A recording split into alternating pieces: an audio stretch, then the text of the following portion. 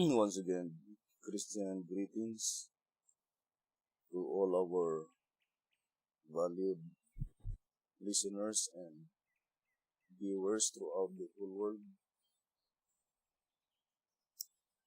more particularly to all Shepherd's Rod believers, and most especially to our beloved brothers and sisters in the United States of America. Special greetings to our brethren in Colorado, Fiji Island, Mexico, Spain, Africa, United Kingdom, and to all our brethren in Australia.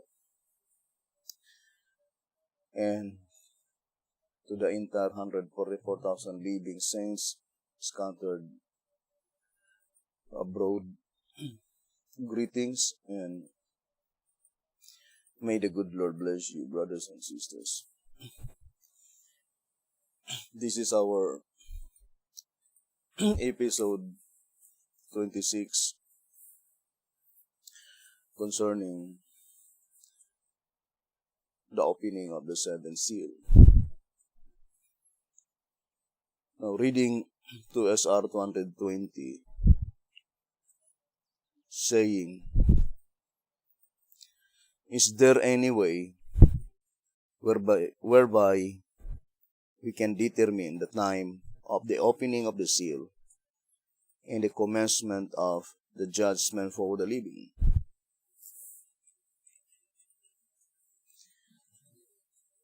God alone knows the time. 2TG 41, page 3. And only God knows the future. 1TG 50, page 27. In 1TG 7, page 7, it says, "Let us ever bear in mind that we of ourselves know nothing about God's plans, except as told through His appointed servants, the prophets. And as we witness them day by day, if we daily walk with God, if we commit all to Him, then the responsibility is all His." And the Shepherd's Rod itself declared clearly into SR 220 that if God so faithfully revealed to the living the commencement of the judgment for the dead, it cannot be possible that He would keep secret the time of the judgment for the living. If He did, we would have no present truth in the time of the last seal. Neither could there be justice in such secrecy, nor could such judgment be legal. Therefore, a revelation of the judgment for the living is of as great importance as the revelation of the gospel itself. For the judgment which is blotting out the sins is the crowning act in the gospel of Christ. Thus we conclude that when the seal is opened and the judgment for the living begins, we must know it. The Day of Atonement in its time proves the same, for the Israelites were well informed of the event, their duty, and the consequence. And the very judgment itself, being judgment for the living, it is intended to the living saints. And there is no reason for God to withhold from them the very important event by which they themselves will be weighed in the balances in the heavenly sanctuary. And for sure, it is only Satan who is determined God's people to be in ignorant concerning the most important event. So here in White House Recruiter, page 31 and page 32, let us not, however, forget that there is an enemy who is determined to keep God's people in darkness, in ignorance of timely truth. And what more damaging darkness could he seek to keep them in than in ignorance of that which God would have them to know? While their judgment is pending, while they are being weighed in the balances of the sanctuary, none, absolutely none. So, it is the desire of God to inform everyone, those who are candidates to be among the saints to be translated to heaven without seeing that, to let them know that their cases are being weighed in the balances of the sanctuary. To the people who must know that their cases are on trial, to TG 12:30. For if a person's judgment is pending, and he is unaware of the fact, he can stand when his case will be investigated. But the absolute fact is that the only way that you could do is either to respond or to ignore or to reject. Because God designs that before such judgment will take place, God will send first heavenly summons. Here in 2SR 164, he who fails to respond to the heavenly summons will be left without the seal or covering of God, and therefore must be cut off from among his people as prefigured by the services in the typical day of atonement. So only those who respond to the heavenly summons, there will be the only one by which their names will be forever retained in the Lamb's Book of Life.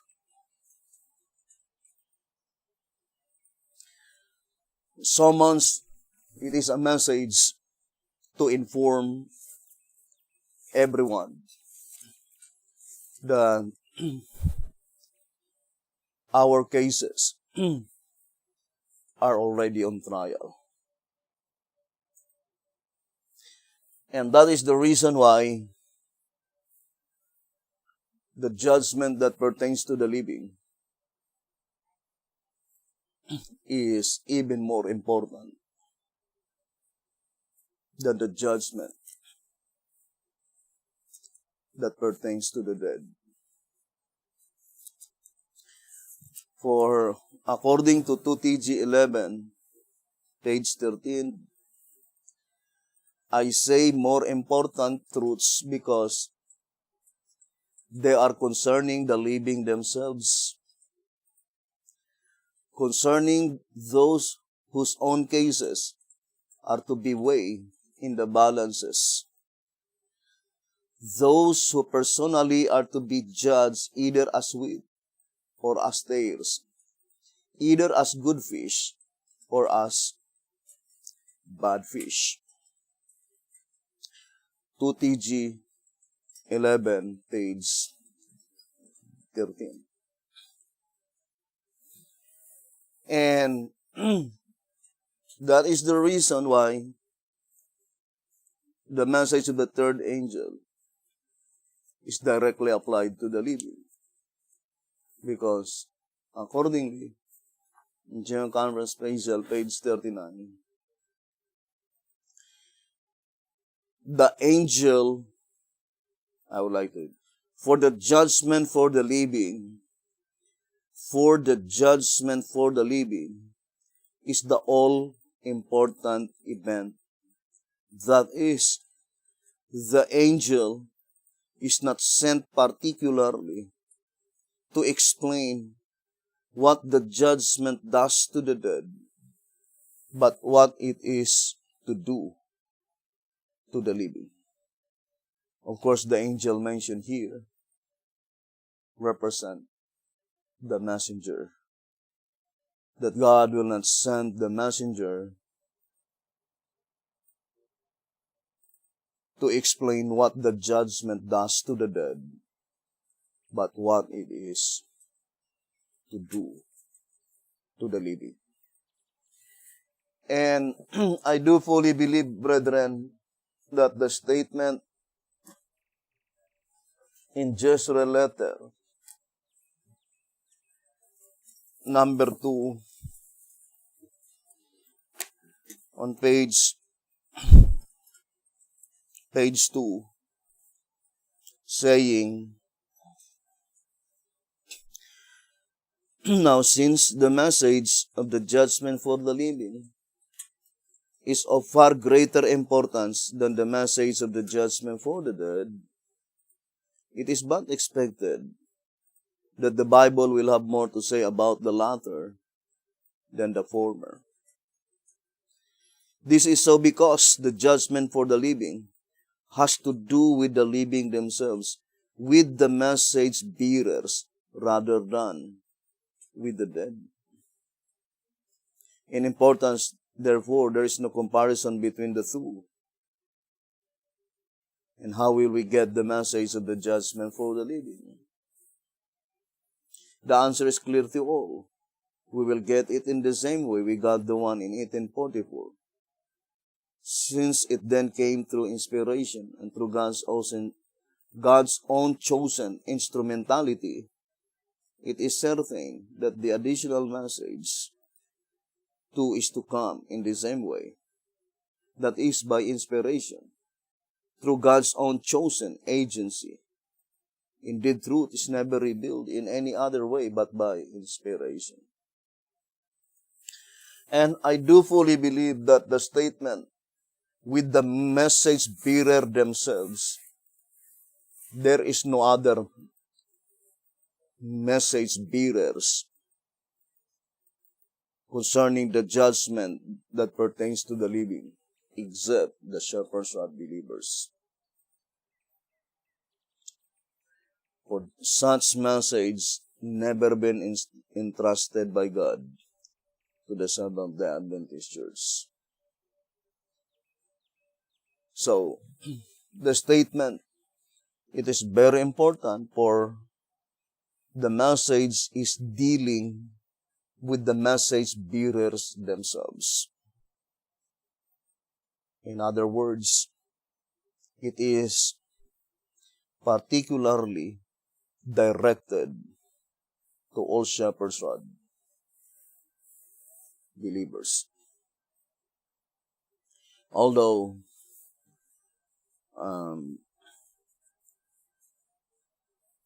it is sad to No, according to track number 1, page 31, saying, when Ezekiel ate the book, it was as is also to be noted in his mouth as honey for sweetness, but not bitter in his belly, as was the one which John ate in Revelation 10, verse 10.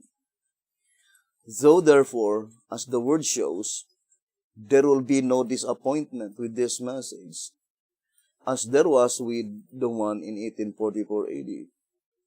Yet sadly, it declares that to its warning, the people to whom it is sent will stop their ears and close their doors. Track number 1, page 31. But the only thing that I could say, brethren, here in 1 TG number 5, it says here, 1 TG number 5, pages 14 and page 15. It says, and lo, that is in the last part, and lo, thou art unto them as a very lovely song of one that hath a pleasant voice and can play well on an instrument. For they hear thy words, but they do them not.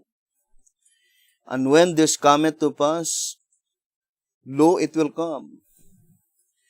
They shall know, then shall they know that a prophet hath been among them. Ezekiel 33, verse 30 to verse 33. We need to be doers of the word, not merely hearers. Ever remember, brethren, that the only reason that God sent prophet, according to John Conference on page 9, saying, finally, for what other purpose could any right-thinking minds suppose the Lord would send his prophet, if not for them to give ear to him, that they might thereby survive the great and dreadful day of the Lord? For what else indeed could the Lord have made a record of prophecy and promise of his last day prophet?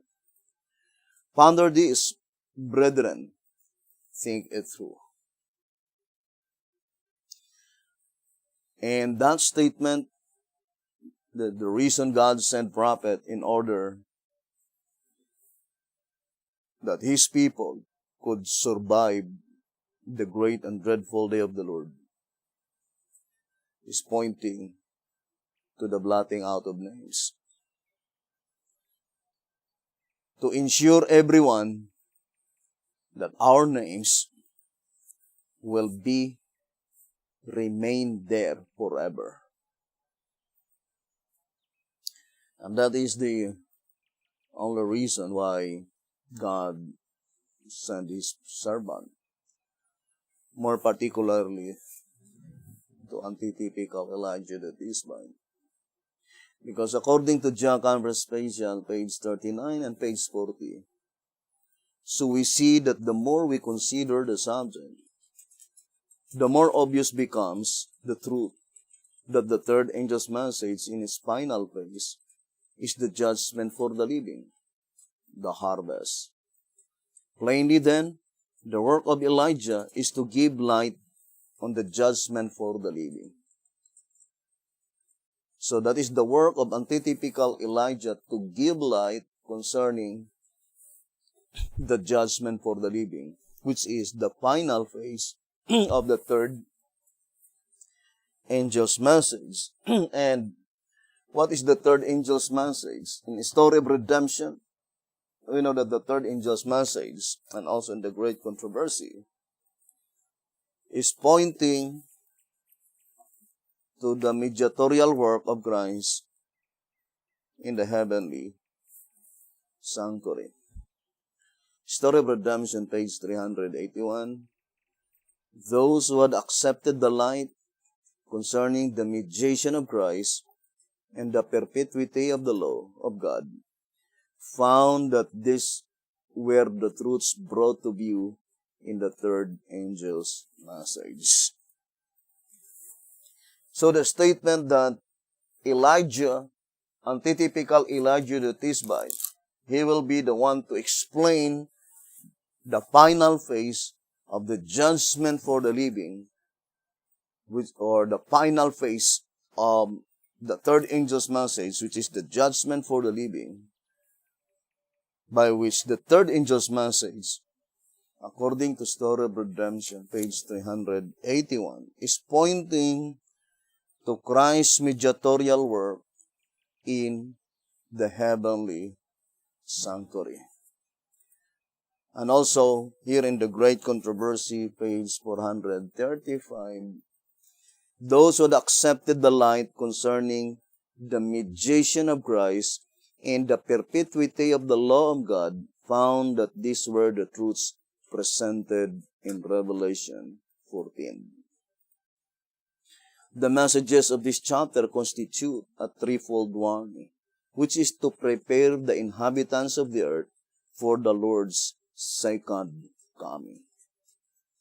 But what's second coming mentioned here? Christ's second coming to the most holy place. Because that is the message of the midnight cry, right?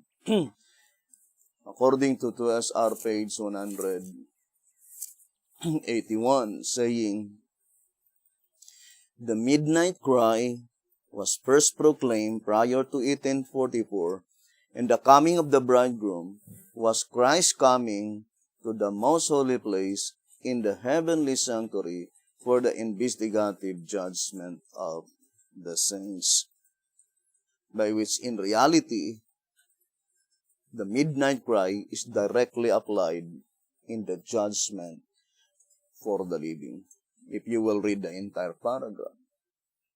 So that is Christ's second coming to the most holy place. Because Christ's first coming occurred in October 22, 1844. Now, you cannot apply the term second coming if Jesus Christ did not left the most holy place. Now, brothers and sisters, that is the same with the word His return. Here in volume 2, page 190, concerning Mark chapter 13, the parable of Mark chapter 13. And it says here, we are waiting and watching for the return of the Master, who is to bring the morning, lest coming suddenly he find us sleeping. What time is here referred to?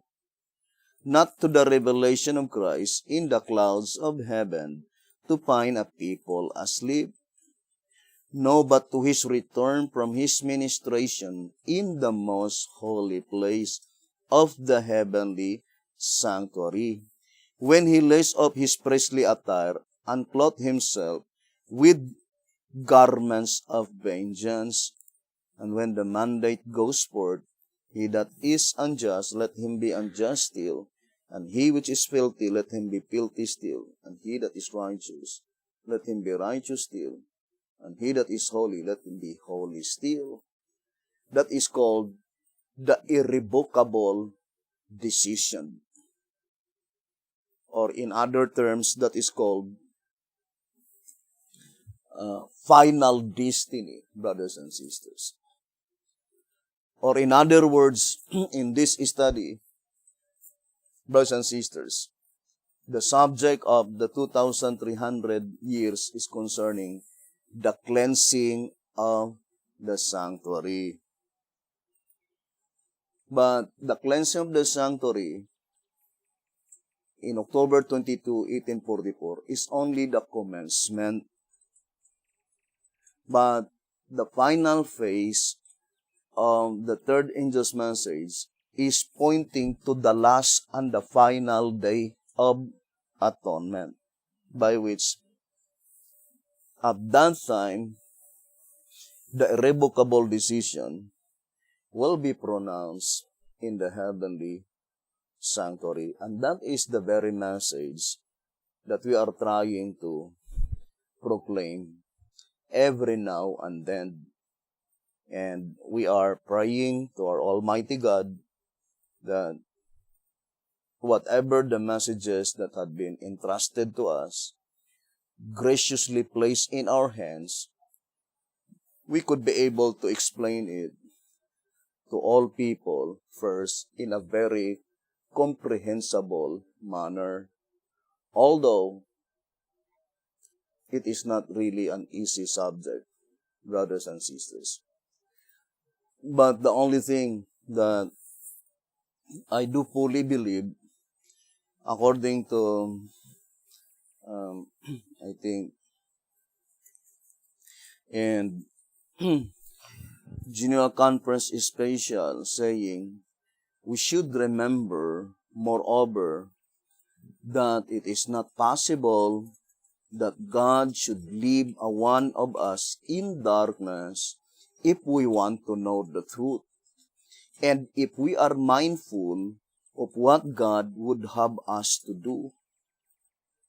The Great Controversy, page 560. To the end that this may be the happy experience of all of us, we should pray that the Spirit who leads into all truth would direct this effort. General Conference Special on page 6. Brothers and sisters. And according to 2SR, I do fully believe that according to this reading, in 2SR page 90, there could be nothing more pleasing to God than for one of His children to ask in sincerity the way of truth. Therefore, such a one shall not be left in darkness. Ask, and it shall be given you.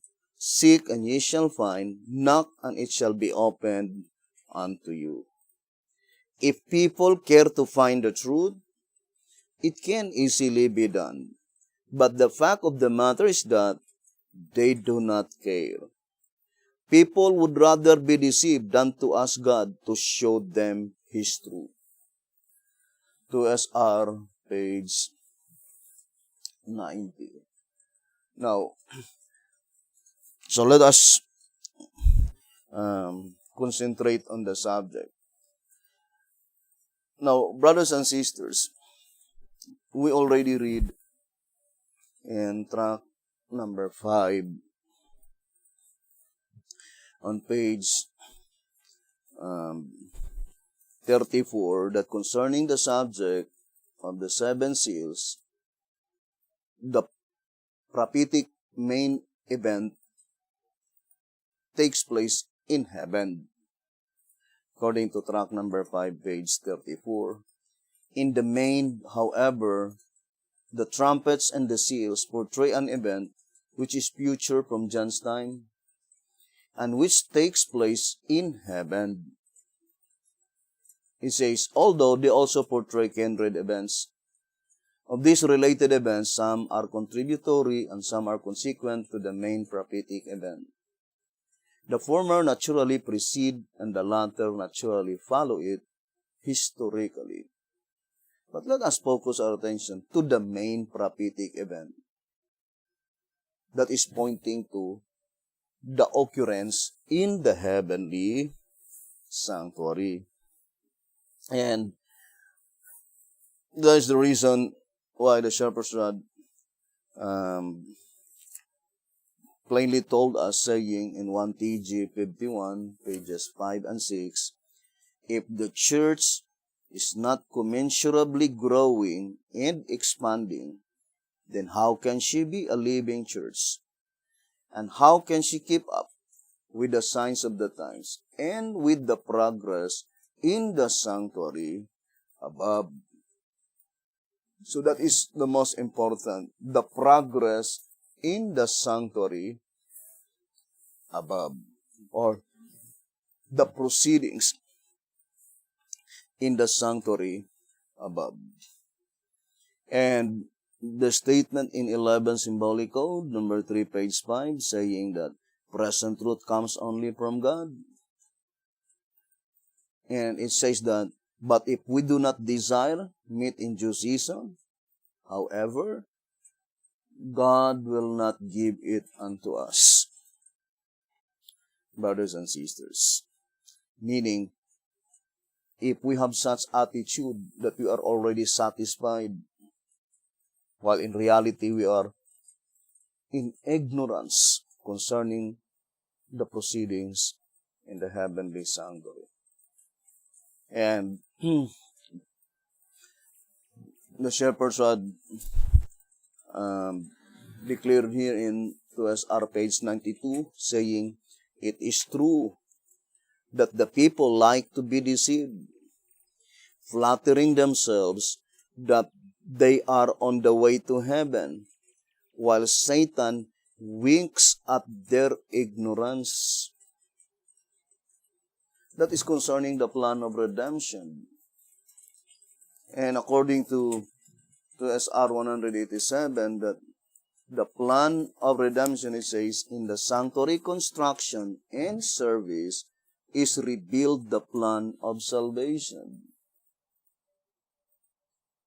So that is concerning the proceedings in the heavenly sanctuary, brothers and sisters. And the statement, the people like to be deceived, is really hard to imagine. The same with the statement in the Great Controversy, saying that willingly ignorant. It says here in the Great Controversy 430, the condition of the unbelieving Jews illustrates the condition of the careless and unbelieving among professed Christians who are willingly ignorant of the work of our merciful high priest. That statement, willingly ignorant, it is deliberately chosen by them to ignore the message. Brethren, to repeat again, God will not use two movements. God will use only one movement to proclaim His message, the gospel. And if it so happen that we are the one that had been chosen by God as an instrumentality to proclaim this message, honestly and with sincerity, you could no longer hear this message to any other movement. And that is why the shepherd's rod says in 2SR page 219, it says that while the judgment for the living is in progress, it is in progress now. And we already informed that this coming Day of Atonement, that is the last and the final Day of Atonement, we proclaim it in advance. And we will gradually explain how could we be able to prove to you that this coming Day of Atonement is the last and the final Day of Atonement. The only thing is that the time is very short. And there are many examples in the Bible, brothers and sisters. For example, according to Patriarchs and Prophets, if you will read Patriarchs and Prophets 166, when the angel informed the inhabitants of Sodom and Gomorrah that that very day or in that very night, that is their last night, and God will destroy it by fire. Now, if they would wait some explanation why God will destroy Sodom, would you think they could be able to escape that fire of destruction? That they will not leave the city unless they will understand why God would destroy it. And the situation now is almost the same.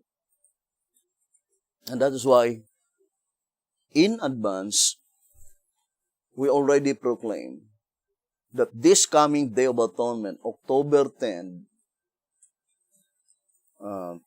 2022, in Bible calendar, but in Gregorian, that would be March 27, 2021. In Gregorian. But that March 27, 2021, in Bible calendar, that is October 10, 2022. And that is the last and the final Day of Atonement, by which that is intended to the congregation of the living. Brothers and sisters, and we are now in the investigative judgment for the living, because blotting out of names is not investigative. That is executed. Although that is only a bookworm, but that is irrevocable. Because once your name will be blotted out, you are forever lost. But once your name will be forever retained in the Lamb's Book of Life, then you win victoriously. And that is the reason why the shepherds had called it the blotting out of sins in 2SR 220, that it is only the crowning up of the gospel of Christ. Meaning, once your name will be retained in the Lamb's Book of Life, you forever win. Therefore, you will be crowned.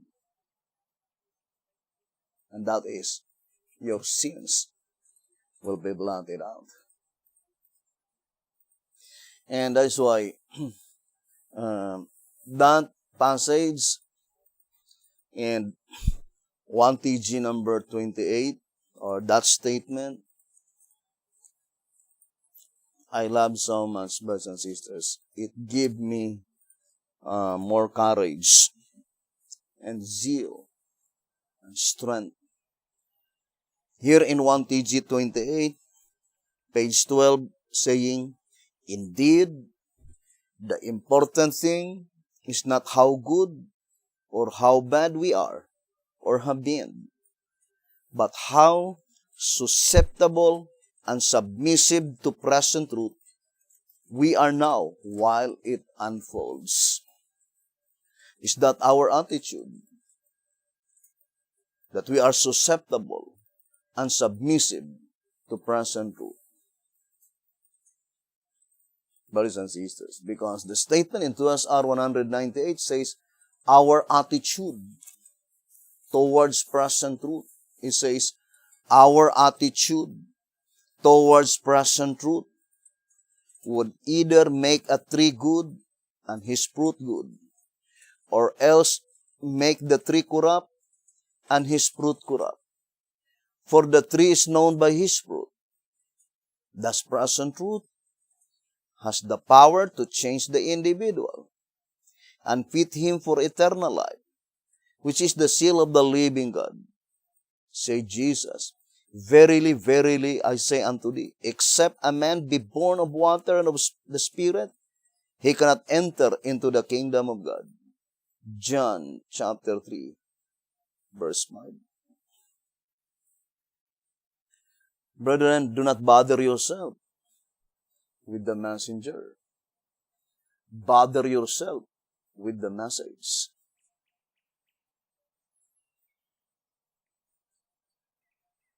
Look at I would like to illustrate to you the example in the days of the first advent of Jesus Christ. But let us read first here in 1 TJ 28, page 12. Indeed, the important thing is not how good or how bad we are or have been, but how susceptible and submissive to present truth we are now while it unfolds. The real burden of our prayer should be that we catch a vision of the truth that makes free, if accepted as the scroll and rules. 1 TG number 28, page 12. Hoping that we could be able to catch the vision of the present truth that will make us free, because we accept the message as it unfolds. Now, for your benefits, brothers and sisters, for the good of all the hearers, I would like to cite you an example. For example, here in the great controversy, I would like to read to you that accordingly, there is a strange messenger that had been sent by God to the Jewish nation. And accordingly, it says for 7 years, he proclaimed the message, the great controversy, saying, a voice from the east and a voice from the west. Let me see if I could find a statement. The great controversy, is it page 30?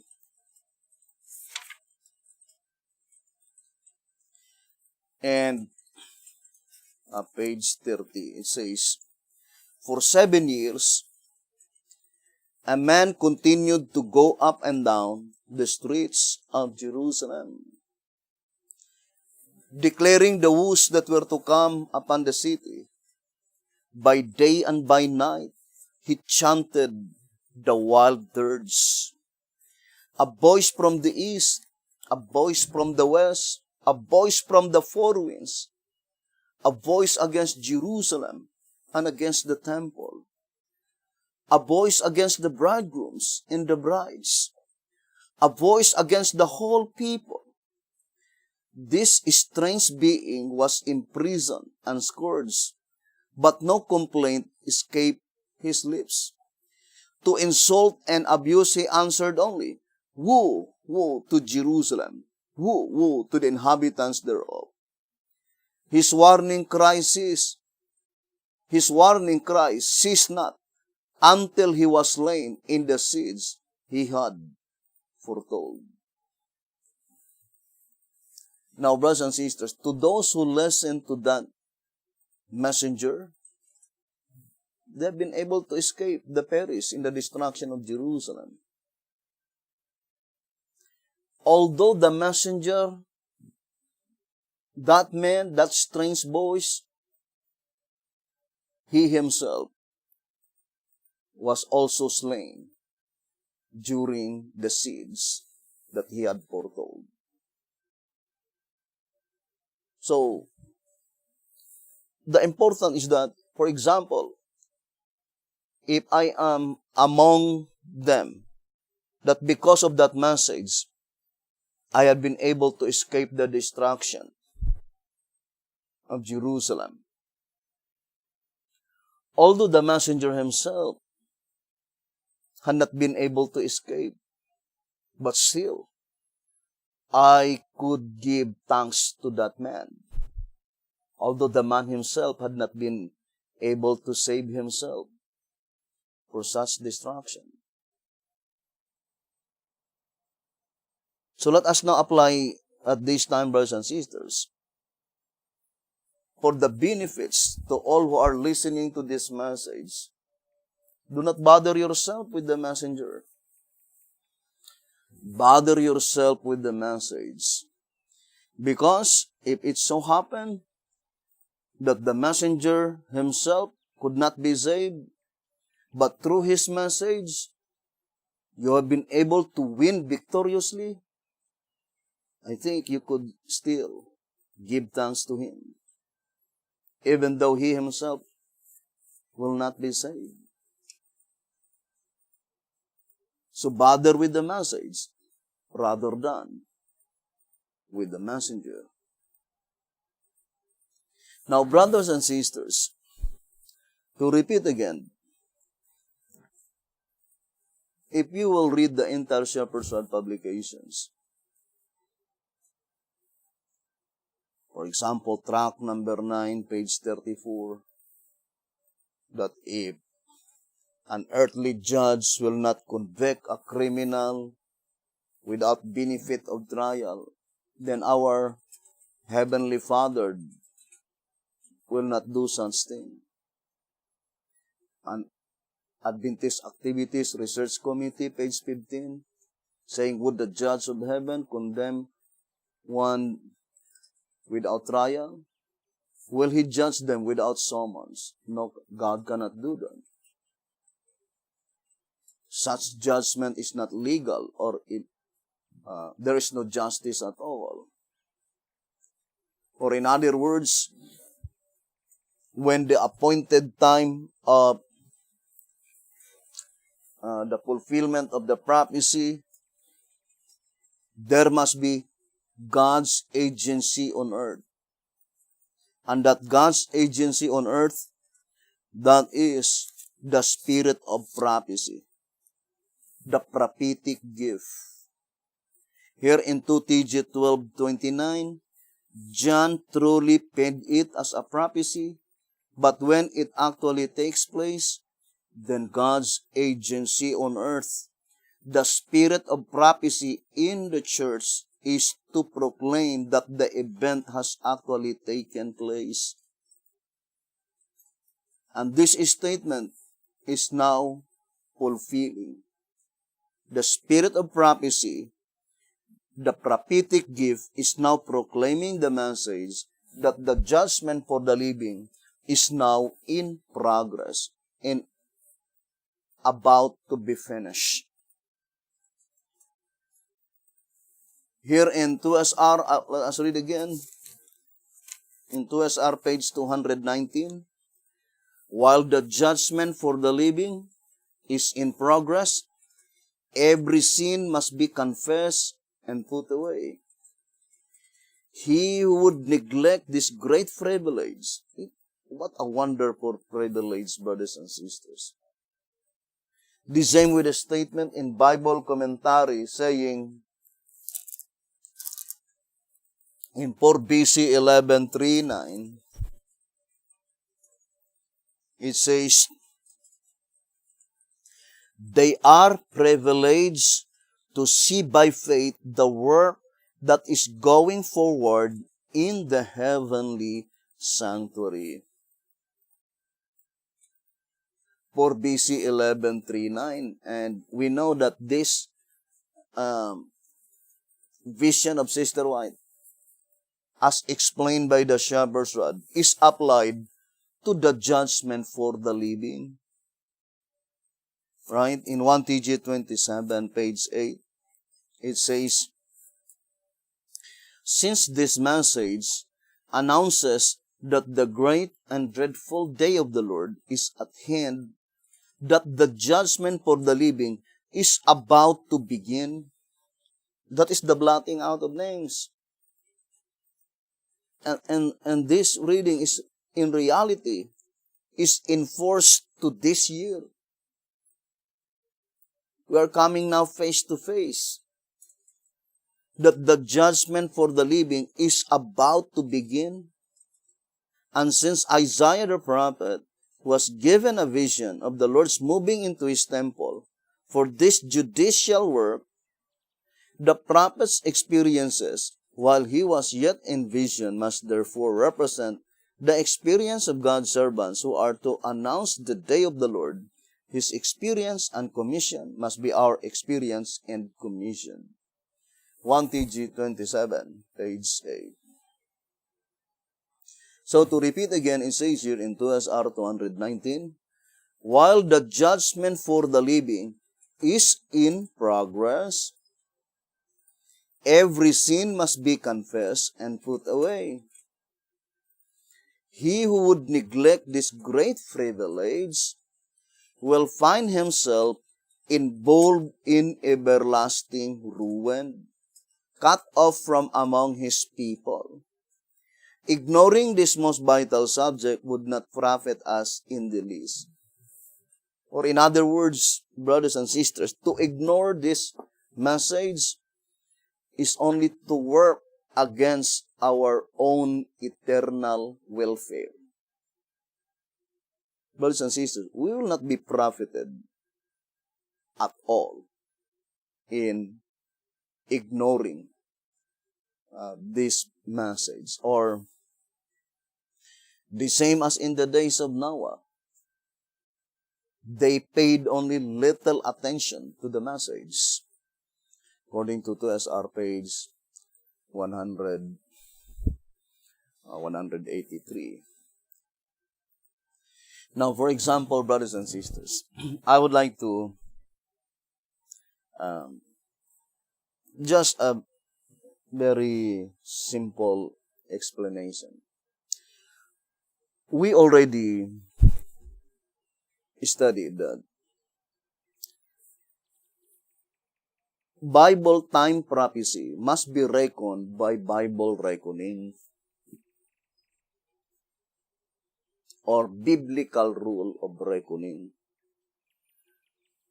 We already read several times, tract number 6, page 21, answerer number 3, page 46, that the biblical reckoning is that there must be 12 months in a year, 30 days each month, then equaling 360 days every year.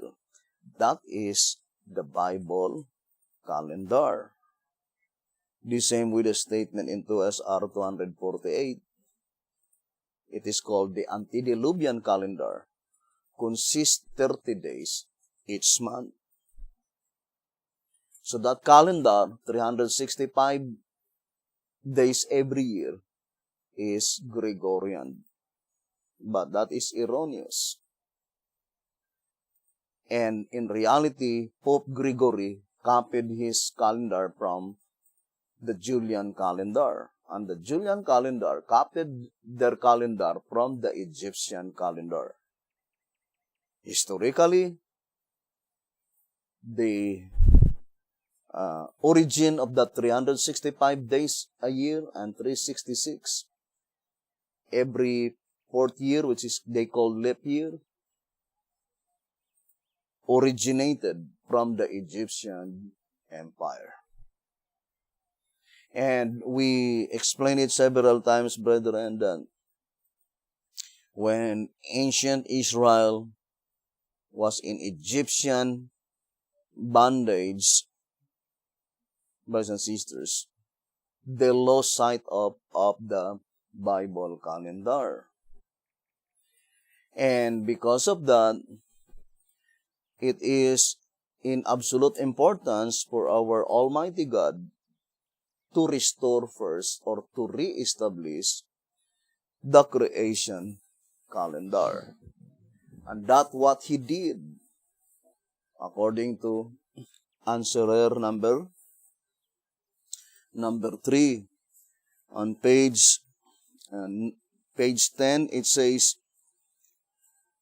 the Lord gave to Moses the sacred yearly calendar which cannot be lost or miscalculated so long as the earth remains. And then it says, thus was the Lord re-establishing the creation calendar. Answerer number 3, page 10 and page 11. But history repeats of itself. With the long period of the papal supremacy, 1,260 years, the Christians also lost sight of the creation calendar. And the only calendar which is familiar to them is the Gregorian calendar. And that is why B.T. Hall says in track number 10 on page 38, it says here, do the nations of today do not follow the biblical monthly calendar? What is the biblical monthly calendar? 30 days every month. That is the biblical monthly calendar.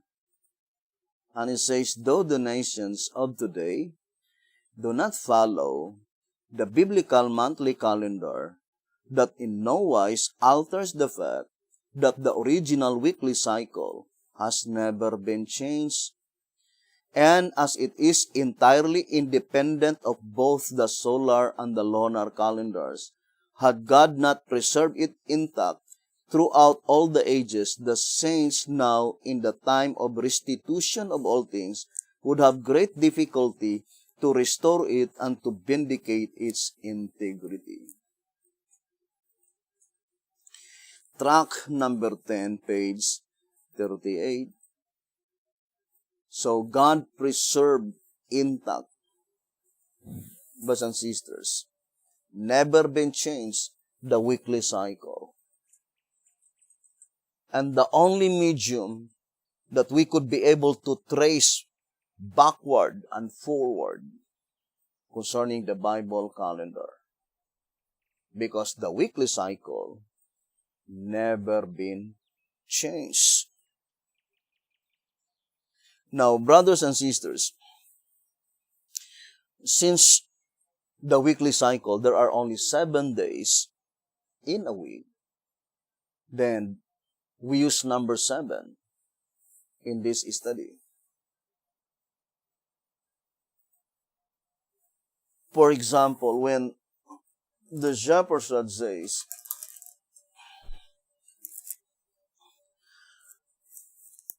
in track number 3, 1934 edition, on page 67, saying, the scriptures often employ mathematical means in defining existence of time and number of years from one biblical event to another.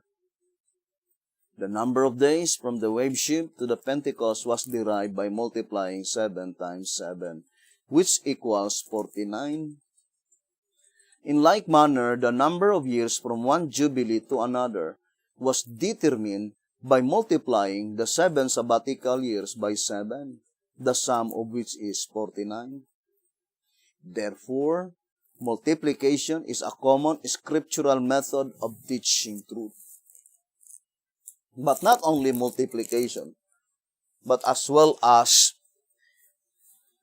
addition, division, and subtraction. Or in other words, mathematics. Because that's what it means by numerics. The very first one mentioned in 1SR Pocket Edition, page 37. Brothers and sisters, on page 37, that the Bible reveals its tremendous truths in diverse ways. And the very first one mentioned is by numerics. Now, of course, there is no other example that we could use except the 2,300 years. So, the method that had been employed by inspiration in the 2,300 years prophecy, then for sure, the same method will be employed all other Bible time prophecy. Brothers and sisters. Now, I would like to show a simple illustration. For example, concerning Daniel 9 verse 24, it says 70 it says 70 weeks. And it was multiplied by 7 because there are only 7 days in 1 week, which is 490 days, right? And we know that 490 days is prophetic. That is pointing to the 490 years. And I think every Shepherd's Rod believer is familiar that was commenced in October 16, 457 BC. And ended in October 16, 34 AD. So in this divine formula alone, why is it that when it commenced 16, ended also on the same date and the same month? Because it is divisible by 7. That was divisible by 7. Now, for example, let us multiply 490 years times 360. So, 490 years times 360 equals 176,400 days. So that is the total number of days, 176,400 days. Then let us divide by 7. So that is 76,400 days divided by 7 equals 25,200 weeks. So that is divisible by 7. So if the 490 years started on October 16 and it is Friday, therefore, the end part must also October 16, Friday. Because it is divisible by 7. Now, for example, the last remaining 7 years or 1 week in the 490 years.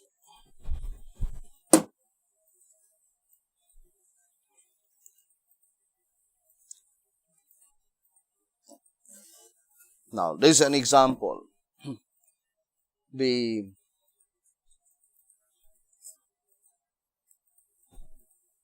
Daniel 9 verse 24 to verse 27.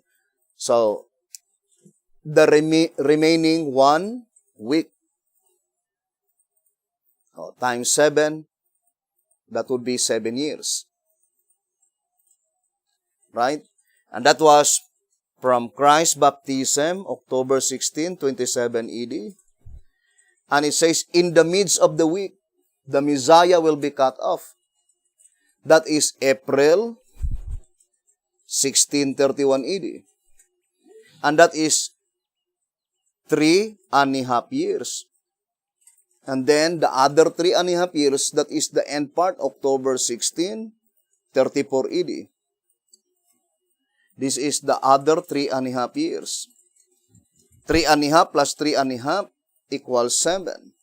But we know that 3.5 years, 1 year, 12 months, 2 years, 24 months, then half a year,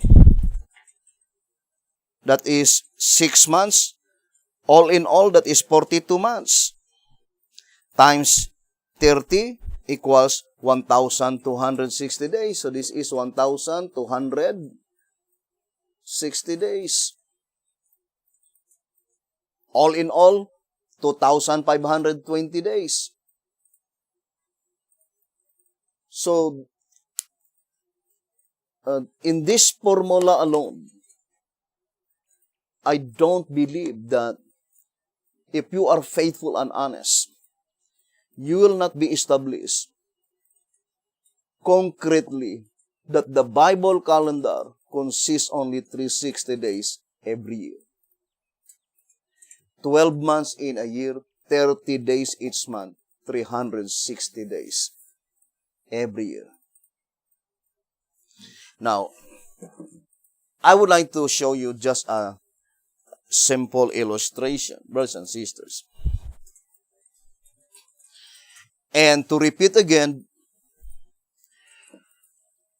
the statement in 2SR page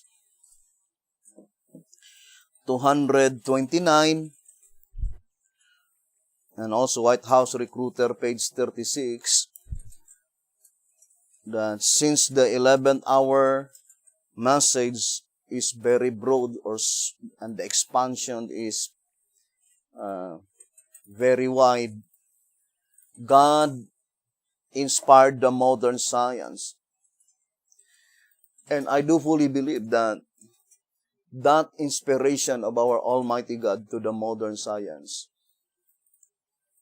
is also applied in this study.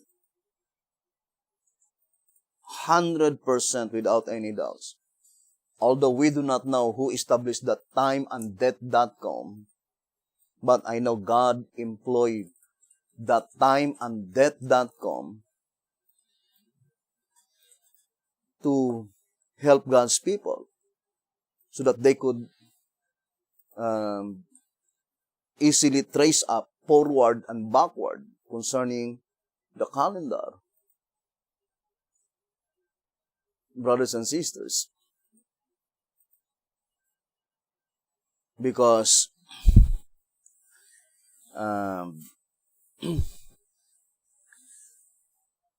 the weekly cycle had never been changed. Now, for example, I would like to show to you. If you fully believe, October 22, let us grant, October 22, 1844, you fully believe that this is Day of Atonement. If you fully believe that this is the Day of Atonement. Now, I would like to read first the Great Controversy.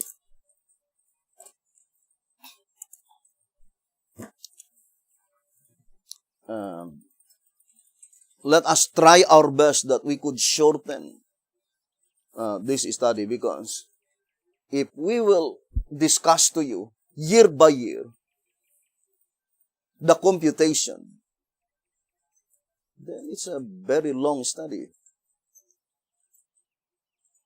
But if we could only establish the divine formula, you yourself could be able to make such computation. Now, for example, here in the Great Controversy, let me read to you. 399. It says, the 10th day of the 7th month, the great day of atonement, the time of the cleansing of the sanctuary, which in the year 1844 fell upon the 22nd of October, Now, that statement says, the Great Controversy, 399, the 10th day of the 7th month, the great day of atonement, the time of the cleansing of the sanctuary, which in the year 1844 fell upon the 22nd of October. So, that is very plain. Now, the statement saying that October 22, 1844, on the Bible calendar, that is October 10. Because that is Day of Atonement. So we need only to have duration of time. Of course, from one Day of Atonement to another, that is 360 days.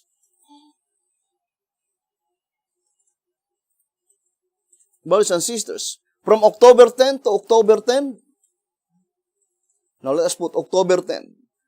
That is 360 days. Now, using timeanddeath.com, for example, October 22, 1844, Gregorian calendar. So let us show to you. So we have timeanddeath.com, October 22, what is this? 1844. Then add 360 days. 360 days.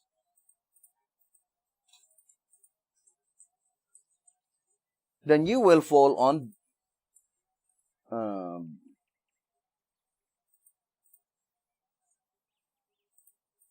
what's it, 1846?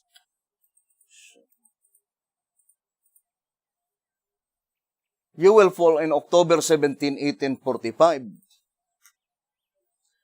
Therefore, the next Day of Atonement in Gregorian, that is October 17, 1845. But in Bible calendar, it is October 10. Now, let us now count, brothers and sisters, from October 22, 1844, up to March 28, 2021. Now, for example, October 22, 1844 to March 28, 2021. How many days? Let us count the duration of time. March 28, 2021. October 22 to March 28, 2021.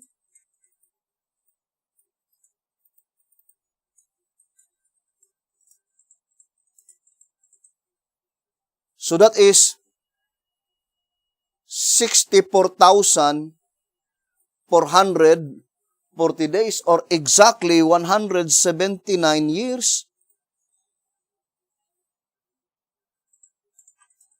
So, brothers and sisters, this is a Day of Atonement. Because that is exactly 179 years. 64,000, for example, 64,000, because that is 64,440 days divided by 7. So, 64,440 days divided by 7. That is 64,000. 440 divided by 7 equals, why is it that it is not divisible by 7? Let me, 179 times 360. 64,440. Then, divided by 7.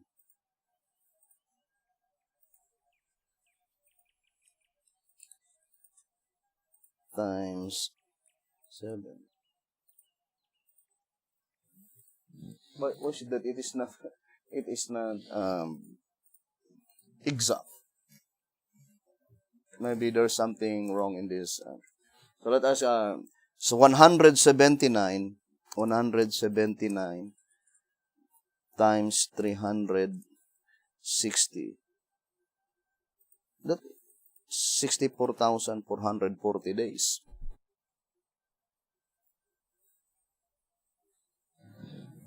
So, this one, brothers and sisters, is Day of Atonement, because that is exactly 179 years. Now, let us see if it is divisible by 7.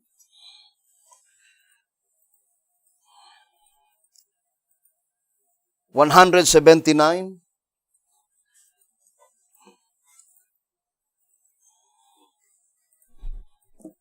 So let us see, brothers and sisters, so that we could understand.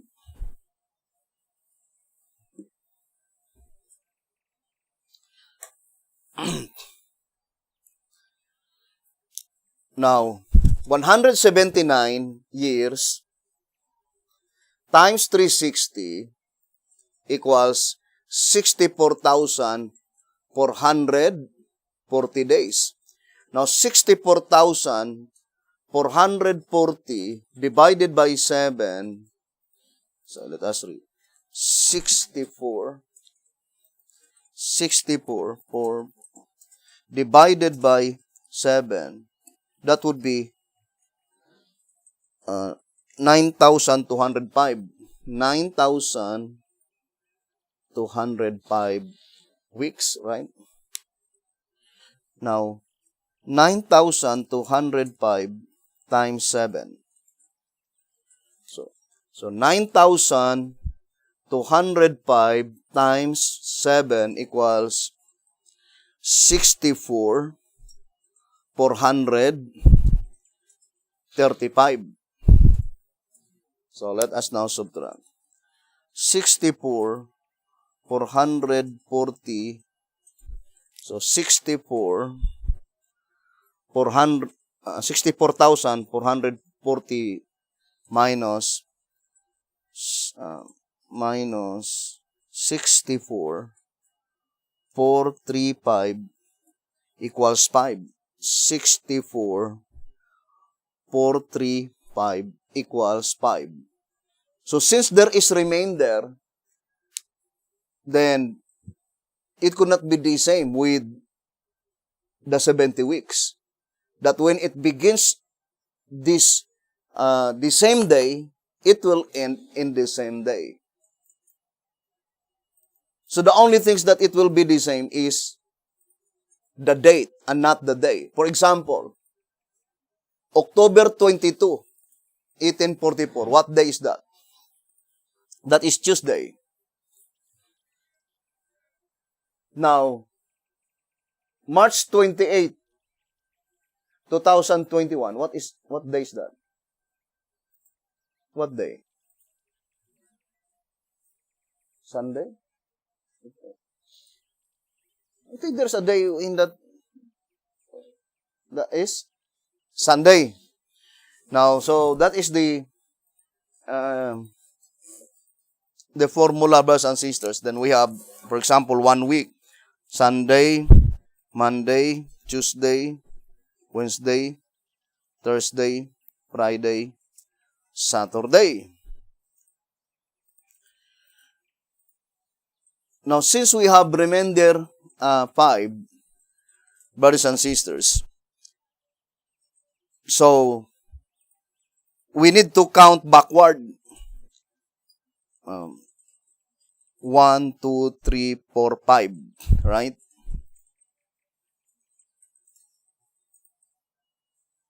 Because the end part is Sunday. Or we need to count 5 days forward. 1, 2, 3, 4, 5. That's what it means by the remainder 5. It begins on Tuesday.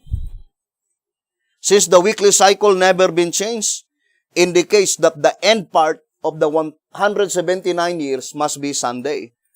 Because there is a remainder 5. You will count 5 days. 1, 2, 3, 4, 5. Because the number of days is not divisible by 7. There is a remainder 5 days. So that is exact. So we can rest assured that March 27 and March 28, that is the Day of Atonement.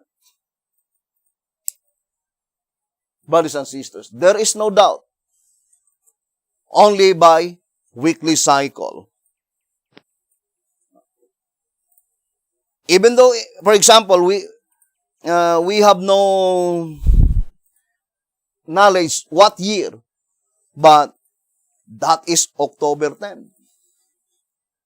March 27, that is October 10. And that is the 179th Day of Atonement, brothers and sisters, from October 22, 1844. Now, let us proceed to our investigation. So, I would like to repeat again, brothers and sisters, how we could be able to ascertain clearly one biblical event to another by Bible reckoning. From one Day of Atonement to another Day of Atonement, that is exactly 360 days.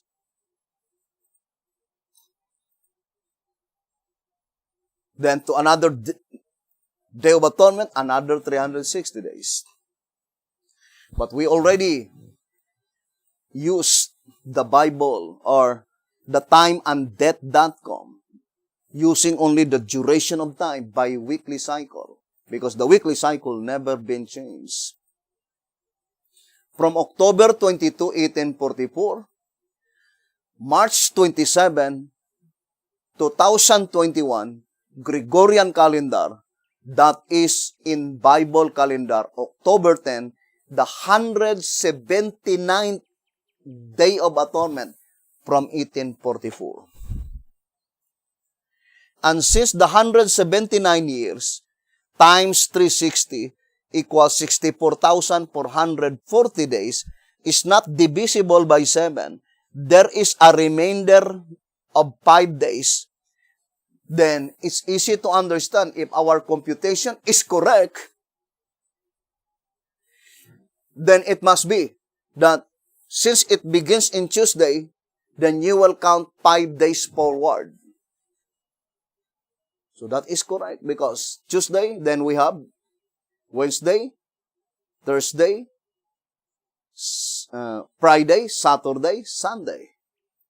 So the weekly cycle never been changed, and the timeanddeath.com is reliable for sure because that is computerized. So to repeat again, brothers and sisters, if we will begin the Day of Atonement in 1844 as the very first Day of Atonement in the most holy place, brothers and sisters, then March 27, 2021 must be the 179 or the 179th Day of Atonement.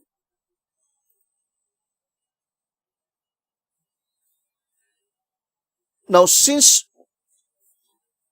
we fully believe, brothers and sisters, that the 3 full hours mentioned in, let us read. 2SR 233.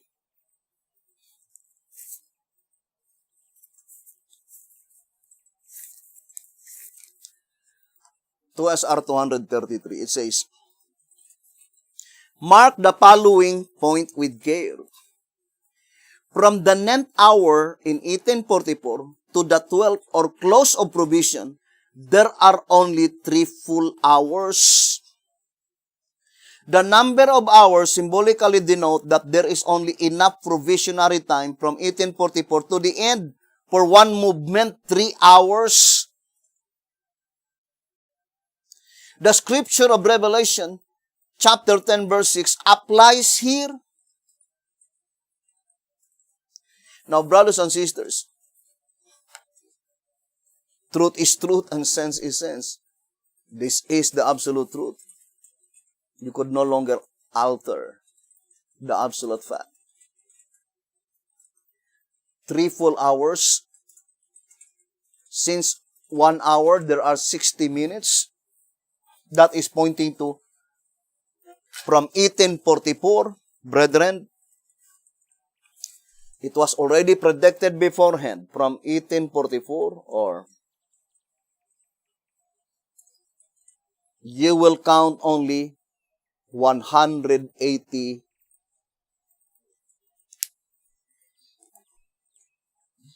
Day of Atonements.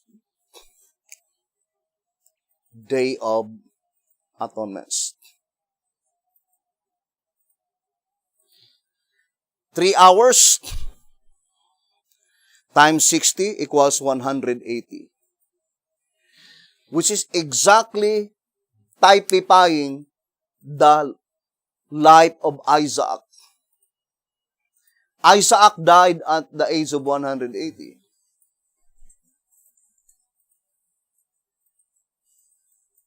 Brothers and sisters, that is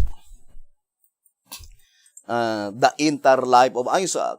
Now, we would like to show to you, we have a diagram concerning Isaac. And no, it is not a mere happenstance. It is purposive design. And we are running out of time, brothers and sisters. And you need to be profited by the experiences and many historical events. Brothers and sisters, look at the Jewish people. What happened to them? When they thought that they are always the favorites of heaven. They were rejected by God.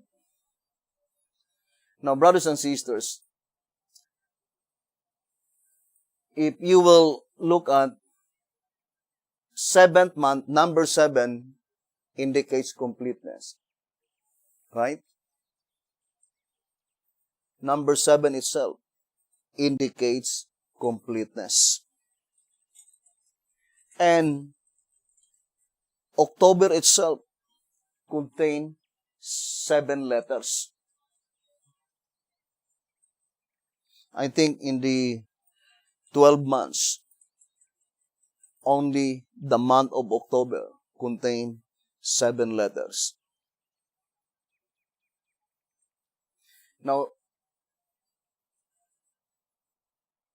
and we know, according to 1SR, Isaac typify Jesus Christ, right? Here in page 15 and 16 in 1SR,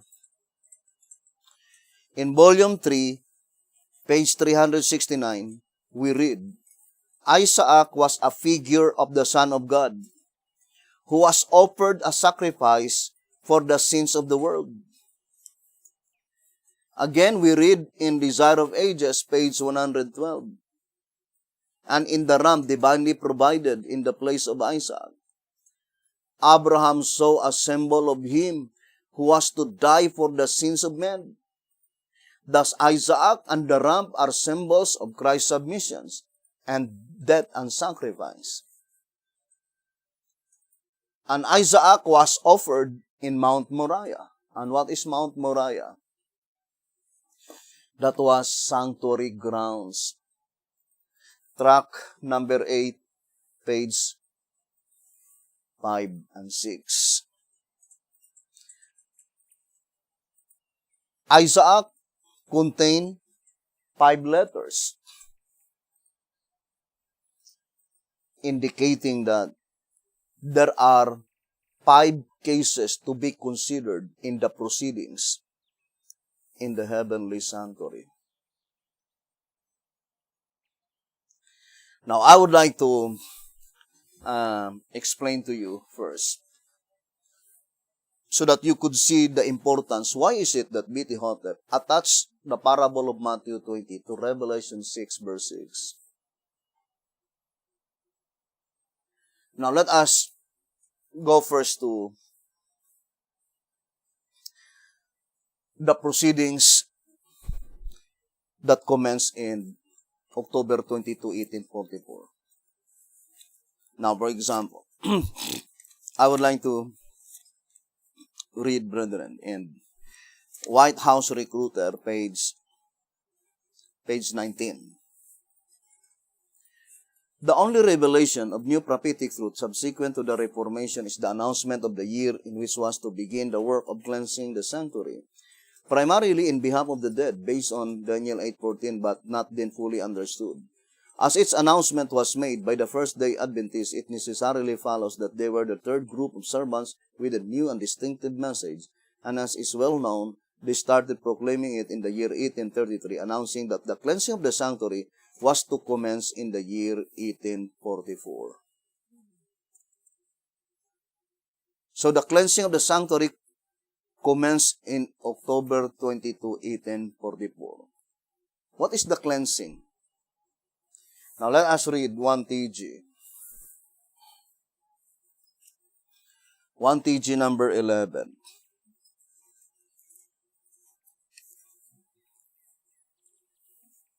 Brethren, although our subject is the opening of the seventh seal, the opening of the last seal, there is no possibility that you could understand the opening of the seventh seal unless you will understand the opening of the first seal, the opening of the second seal, the opening of the third seal, the opening of the fourth seal, the opening of the fifth seal, the opening of the sixth seal. Or in other words, the seventh seal can never be opened unless the first 6 seals must be opened first.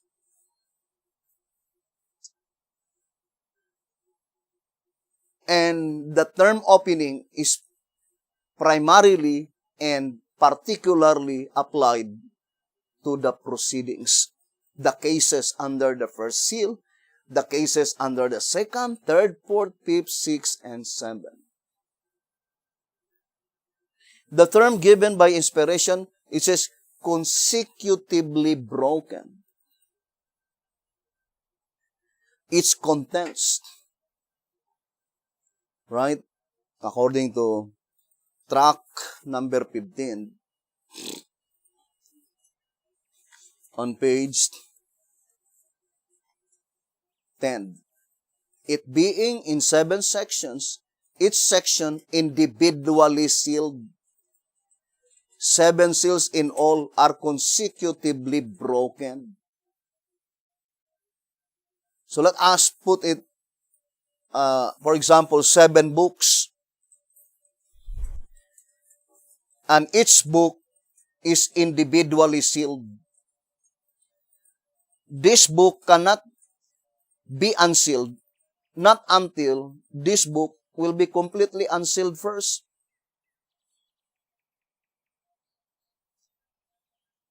And such unsealing the book commenced in October 22, 1844. So to understand the opening of the last seal, the 7th seal, is to have the complete information concerning the first 6 seals. There is an appointed time for the proclamation of the loud cry, message of the third angel.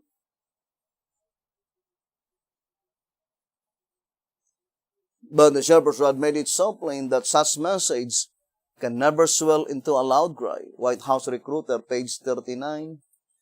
Unless all the unrevealed aspects that pertains to the judgment will be completely unfolded.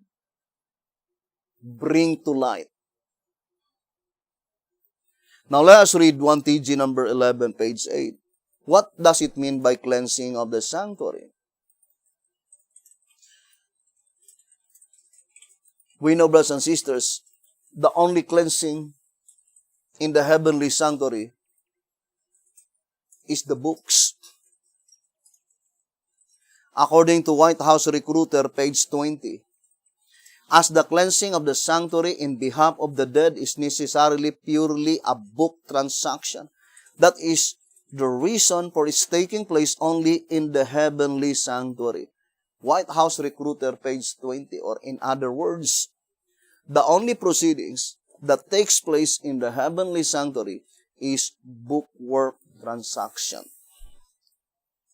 Although, according to answerer number 5, page 30, that is the first aspect of the judgment. Answerer number 5, page 30, only a bookwork. It does not disturb either the dead or the living in the church. Or in other words, even though it is in reality the most important, but it is the most neglected one. And that is the determined effort of the devil. That the people will be in total ignorance until, brothers and sisters, the irrevocable decision will be pronounced. Brethren, the work of Christ in the most holy place is only called as the crowning act. Once you will be defeated by the devil in the holy place, you are forever lost. Or in other words, the determined effort of the devil, if possible, all names will be blotted out in the Lamb's Book of Life. So this reading in the Great Controversy 518, without any doubts, is applied to the Christ's mediatorial work in the holy place. It says, the great controversy between Christ and Satan that has been carried forward for nearly 6,000 years is soon to close. And the wicked one redoubles his effort to defeat the work of Christ in man's behalf, and to fasten souls in his snails, to hold the people in darkness and impenitence till the Savior's mediation is ended. And there is no longer a sacrifice for sin, is the object which he seeks to accomplish. Brothers and sisters, that is pointing to the holy place, because the blood of animals, brothers and sisters, that is pointing to the proceedings in the holy place. And that is the reason why the shepherd's rod says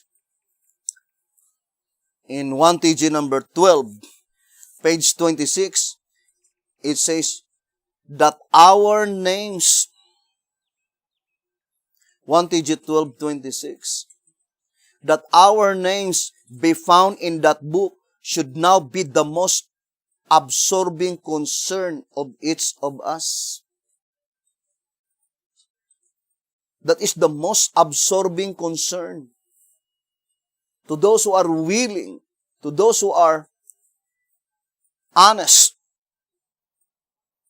to obtain such great salvation, it should be the most absorbing concern of each of us individually. To have our names written and retained in the Lamb's Book of Life. That is the most important. Then I would like to read again the statement here in 1TG number 11, page 10. It says, 1TG number 11, page 10. The Second Advent movement was then reorganized and the title Seventh-day Adventist given to it. Thus the Lord charged His messengers to cry yet, to proclaim again, to continue preaching the additional light, the judgment for the dead. The cleansing of the sanctuary, Daniel 8 verse 14, the purification of it by blotting out from the books the names of those who are found not eligible to come up in the first resurrection, the resurrection of the holy ones, Revelation 20 verse 5 and 6. So the proceedings in the sanctuary above is clustered by God by resurrection. And we know, brothers and sisters, there are only 3 classes of resurrection that pertains to the righteous. The resurrection in Revelation 20 verse 5 and 6, the resurrection of Ezekiel 37, and the resurrection of Daniel chapter 12. Of course, the other proceeding is not resurrection. Translation. The saints that will no longer to taste that. Who are they? The very first cluster. The proceedings that begins in 1844. To those who will be resurrected in the first general resurrection at the second visible coming of Jesus Christ. So we need to study closely, brothers and sisters, or in other words, although we will explain it later, October 22, 1844, up to May 19, 2011, although in Bible calendar it is October 10, 2012. Brothers and sisters, the proceedings in most holy place, blotting out of sins. Blotting out of sins. That is the proceedings in the most holy place. But the proceedings in the holy place, October 22, 1844 to May 19, 2011, blotting out of names. Blotting out of names. And I would like to give you example, brothers and sisters. And who are they? Those will be resurrected in Revelation 20, verse 5 and 6. And who are they that will be resurrected in Revelation 20, verse 5 and 6? That is, first seal, second seal, fourth seal, and fifth seal.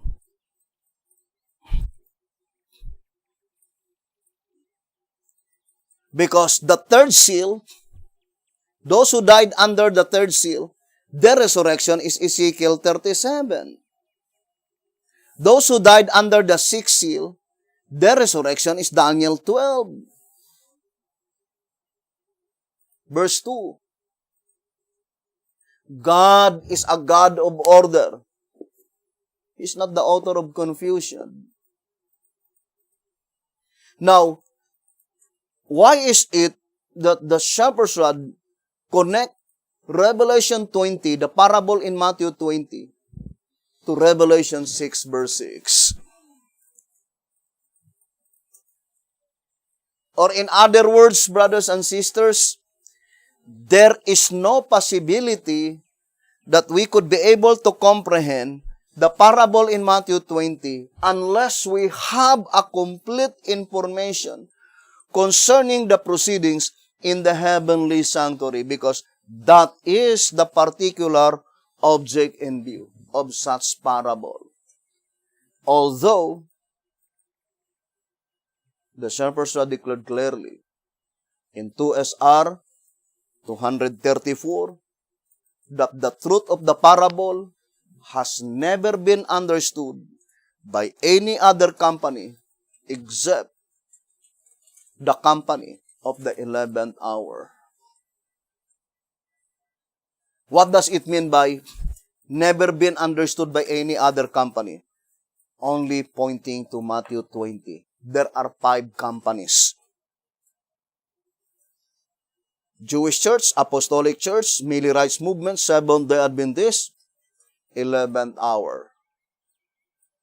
The truth of the parable in Matthew 20 never been understood by the first call, never been understood by the second call, never been understood by the company in the third call, never been understood by the company in the fourth call, only the fifth call, according to 2SR 234.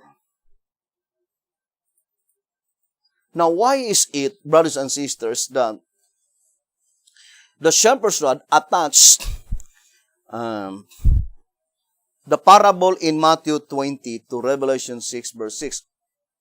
Although in reality it is not the shepherd's rod, it is God Himself. Because the statement in 2SR 225 and 226 that when Jesus Christ is giving the parable to the disciples, He is looking forward to the vision. And at the time when the vision was given to John, Jesus Christ is allegorically pointing backward to the parable in Matthew 20. Now, brothers and sisters, who are they the first call? Antitypical Israel who went out of Egypt. What seal they are under? Under the third seal. So, brothers and sisters, we can easily understand that from 1844, I would like to put 2011, in this period of time, the proceedings under the third seal was not yet considered. Why? Because the third seal, they have different resurrection. You can read the entire Shepherd's Rod publications. I can give you many passages, but the statement is the same. That the proceedings from 1844 to 2011 are only to those who will be resurrected in Revelation 20, verse 5 and 6. That is the second visible coming of Jesus Christ. That is pointing to the second visible coming of Jesus Christ. Brothers and sisters, and for sure, Ezekiel 37, according to the shepherd's rod, such resurrection is not the resurrection in Revelation 20, verse 5 and 6. Now, let us read 2TG. 2TG number 7. It says here, 2TG number 7. On page 2.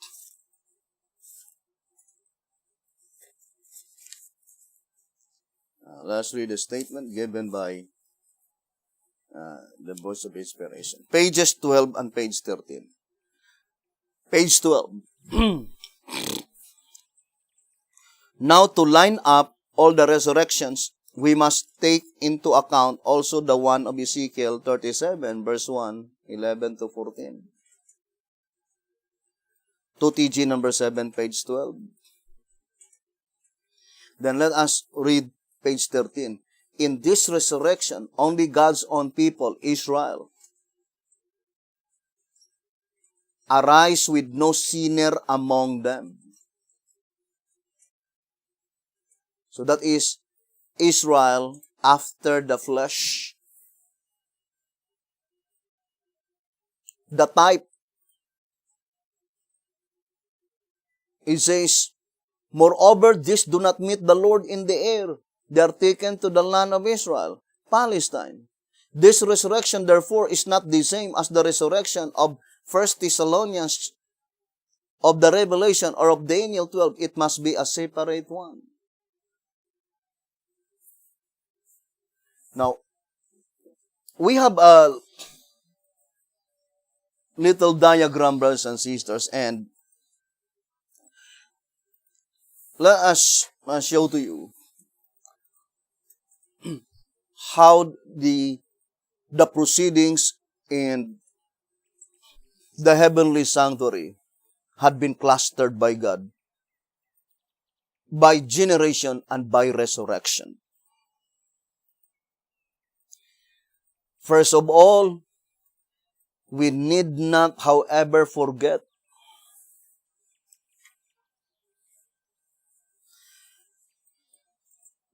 that according to the Shepherd's Rod, that there are two parables concerning the talents. Matthew 25, verse 14 to 30, Luke 19, verse 12 to 27. But for sure, the talents in Matthew 25 is the same with the talents mentioned in Luke chapter 19. Now let us focus first to the talents mentioned in Matthew 25. Now here in 2TG number 11, pages 14 and page 15, it says, 2TG number 11, page 14, Matthew 25, verse 14 to verse 30. So I will no longer read the entire verses of the parable. You can read at your own leisure time. But I would like to read the commentary given by the Shepherd's Rod in page 15. It says, the talents in this parable represents the Lord's goods, His timely messages for the people. What is timely messages? Present truth. So the talents represents the Lord's goods. Now for sure, since the Shepherd's Rod says, I would like to read to you in 2SR page 100, let me see, it says,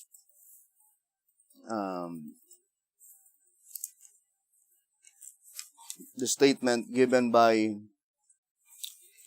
181 in 2SR, it says, observe that the 25th chapter is a continuation of the 24th.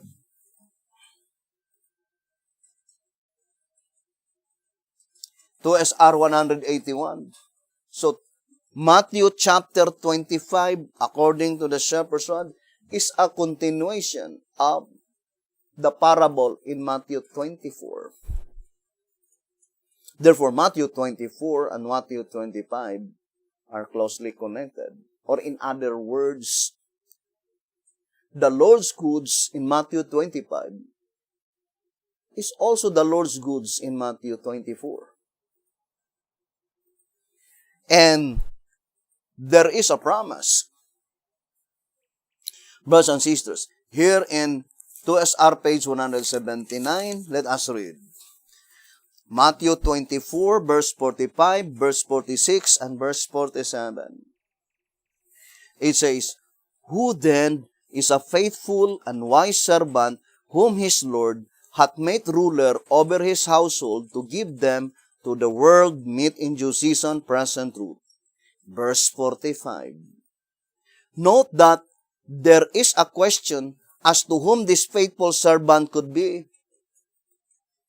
If that people to whom primarily this gospel was committed had been faithful, then the following promise would have been theirs. Blessed is that servant whom his Lord when he cometh shall find so doing. Verily I say unto you that he shall make him ruler over all his goods. verse 46 and verse 47. How many goods? For sure, the statement, He will make him ruler all his goods. That is the servant in Matthew 25. Now let us read Matthew 25. It says here in verse 28. Matthew 25, verse 28. Take therefore the talent from him, and give it unto him which hath 10 talents. What is the talents? 2 TG 11:15, the Lord's goods. Now, the servant mentioned here, God gave him 10 talents plus another 1 talent, 11 talents all in all. Brothers and sisters, and since Christ's illustration are perfect, then there must be a perfect application of that 11 talents. But in connection with the parable in Matthew 20, how many calls? There are only 5 distinct calls. There are 5 distinct calls. And accordingly, in tract number 3, 1934 edition, the numerical value of the Bible is 5. 5, number 5. The 5 smooth stones in David's bag. And David's bag represents the Bible. Right? Tract number 8, page 59. But in this study, the 5 talents, it is even more particularly pointing to the proceedings in the heavenly sanctuary. That it was clustered by God by 5. 5 proceedings. Brothers and sisters. But in the first 5 proceedings, Matthew 20 is not in bold. Why? Why is it that it is not in bold?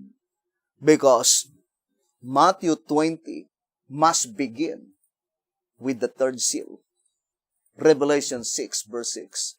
Because Revelation 6, verse 6, it is the 3rd seal. Who are they the first call in Matthew 20? Israel after the flesh, going out of Egypt. 2SR 234. And for sure, that was in 1491 BC. According to 1SR, page 114 and 115. According to King James Version, Bible chronology, Israel went out of Egypt 1491 BC. And that is the end part of the 430 years from the call of Abraham.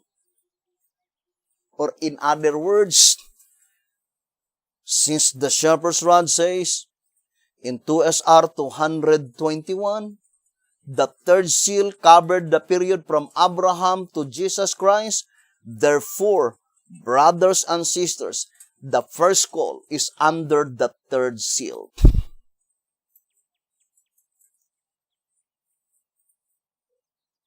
Now, brothers and sisters, we already explained that whatever the truth in the parable of Matthew 20 never been understood by any other company except by the 11th hour company. The 11th hour company is the 144,000 living saints. Stated in White House Recruiter, page 28. And in answerer number 5, page 89. That statement can also be applied to B.T. Hotep, that since B.T. Hotep died, he could not be a part of the living saints. So whatever messages that was given by God to B.T. Hotep, that is not the particular object and view. That is only the groundwork, as stated in track number 5, page 34. The mere fact that the explanation given in 2SR 222, emphasizing Revelation 6 verse 6, that it is God the Father which is speaking.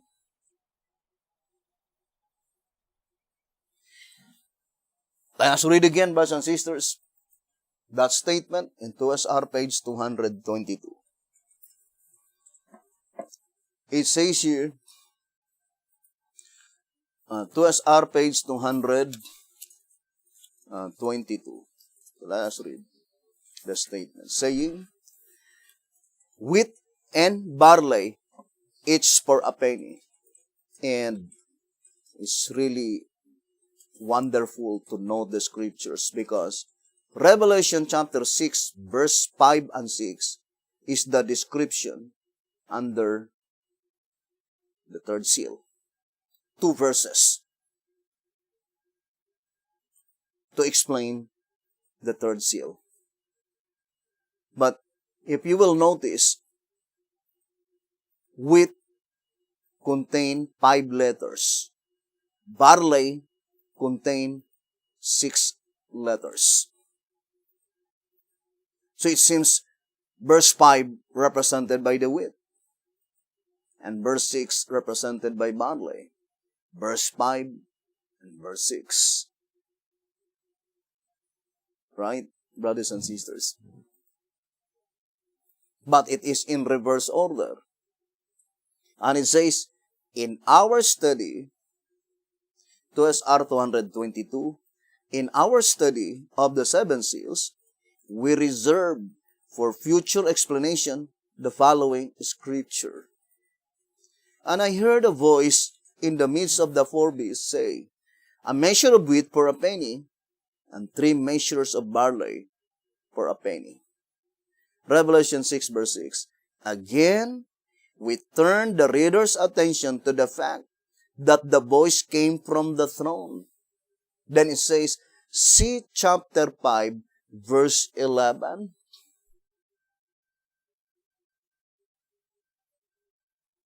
So, since the shepherds had attached chapter 5, verse 11, then such throne must be the throne within the sanctuary. Because chapter 5 is sanctuary pictures according to tract number 8, verse 5 and verse 6. Therefore, it cannot be applied from 1844 backwards. And it cannot be applied from 1844 to 2011 because there was no cases under the third seal that had been considered in that period of time. Because the only cases that had been considered from 1844 to 2011 are the cases who will be resurrected at the first general resurrection, Revelation 20, verse 5 and verse 6, 1 Thessalonians 4, 16 and 17, at the second visible coming of Jesus Christ. And the shepherd's rod made it so plain in 2TG number 7, page 12 and 13, that the resurrection under Ezekiel 37 is a separate resurrection. It could not be Daniel 12, it could not be Revelation 20, verse 5 and 6, nor is 1 Thessalonians 4, 16 and 17. The resurrection of Ezekiel 37 is the resurrection to all the righteous under the generation, under the third seal, from Abraham to Christ. That is very plain. 2SR page 221. Now, we need to study closely, brothers and sisters. When does God the Father begin speaking? It's easy to understand. Brothers and sisters, since it is the last verse under the description of the third seal, plainly indicating that it is after the time when the proceedings under the third seal is finished. That is the time that God the Father began speaking. Brothers and sisters. Now, in what proceedings? Is it the proceedings in the holy place or in the most holy place? So we need to study it gradually and carefully and separately, its proceedings. Because the shepherd's rod, brothers and sisters, the explanation given in the shepherd's rod publications are sufficient enough to illustrate or to explain the entire proceedings in the heavenly sanctuary. So it is very important, brothers and sisters, to study closely the proceedings in the heavenly sanctuary. And to repeat again, in the subject concerning the parable in Matthew 20, the great multitude which no man could number is not a part. Why? Because the subject of the parable in Matthew 20 in connection with Revelation 6 verse 6 is pointing to the cleansing of the sanctuary. What is the cleansing of the sanctuary? Blotting out of names. But at the time when the message goes to the great multitude, there will be no more blotting out of names.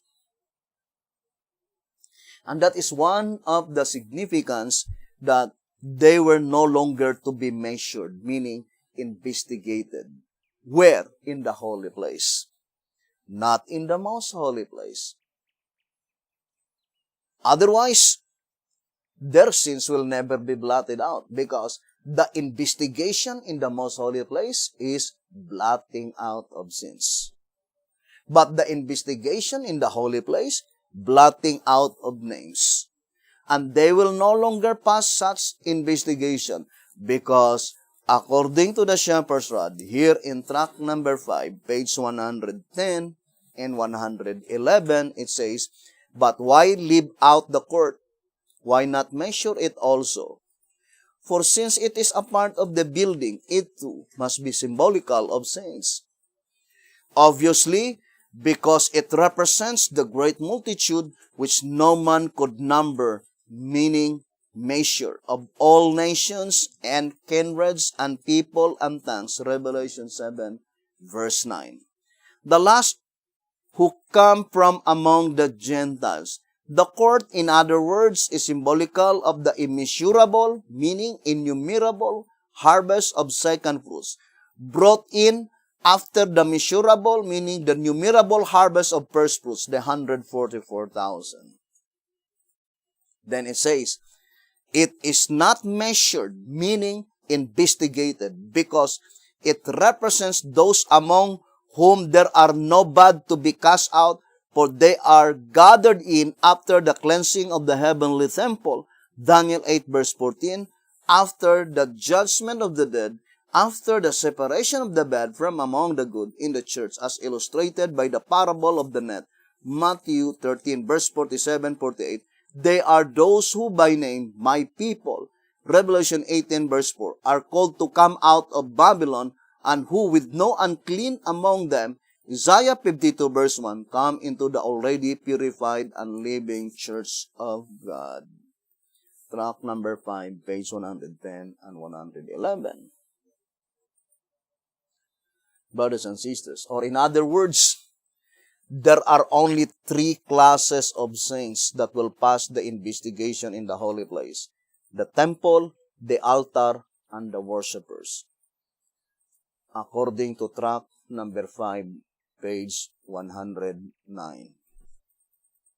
The temple and the altar are inanimate objects, pointing to the dead saints. But the worshippers, pointing to the 144,000 living saints. But that is the goal of the gospel, to catch the 144,000. Or in other words, after the 144,000 are already gathered into the Lamb's Book of Life, or in other words, the entire constituent of the 144,000 living saints are already inscribed and written in the Lamb's Book of Life, brothers and sisters, then those who are not a part of that number, their names will be blotted out, and at the time when all the names of the wicked are blotted out and only the names of the righteous, the 144,000 living saints remain in the congregation of the living, the last book, or the book under the seventh seal, then God will no longer allow that there are still names to be inscribed into this book by which they are not righteous or they were unworthy. After the cleansing of that book, the last book, the book under the seventh seal, the great multitude that will be inscribed into this book are all righteous, are all the saved ones. No more wicked to be inscribed into this book. Therefore, the climactic point, the climactic event, is the final Day of Atonement by which we already proclaim and we already announce October 10, 2022, by which it will fall in the Gregorian calendar March 27, 2021. The final and the last Day of Atonement, blotting out of names under the congregation of the living. For sure, after that event, great change will happen. We will continue this subject, brothers and sisters, and hoping the good Lord will bless us and would help us. Thank you very much for listening and viewing this program. Have a beautiful, wonderful evening.